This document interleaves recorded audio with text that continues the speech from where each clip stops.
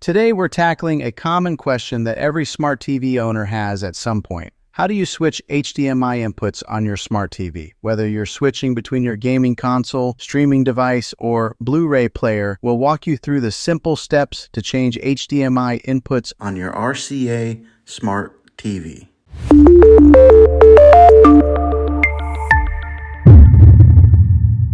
First things first, locate the HDMI ports on your smart TV. Typically, these are found on the back or the side of your TV. Each HDMI port is labeled with a number, like HDMI 1, HDMI 2, and so on. This labeling will help you identify which port is connected to which device. For example, HDMI 1 might be your cable box, while HDMI 2 could be your gaming console. Before you switch inputs, make sure the device you want to use is powered on. For instance, if you want to use your PlayStation or Fire Stick, turn it on first.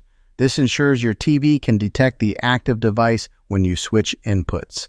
Now grab your TV remote and look for a button labeled Input, Source, or sometimes AV. Pressing this button will bring up a menu on your screen showing all the available inputs. Use the arrow buttons on your remote to navigate through the options. Scroll through the list until you find the HDMI input that corresponds to the device you want to use. For example, if your gaming console is connected to HDMI 2, highlight HDMI 2 on the menu and press the OK or Enter button on your remote. Your TV will switch to that input and you'll see the device's screen appear. What if you've lost your remote? Don't worry. Most smart TVs have physical buttons on the side or bottom of the screen. Look for the Input or Source button and press it repeatedly to cycle through the available HDMI inputs. Stop when you reach the one you need. Here's a bonus tip. On many smart TVs, you can rename your HDMI inputs to make them easier to identify. For example, you can rename HDMI 1 to cable box and HDMI 2 to gaming console.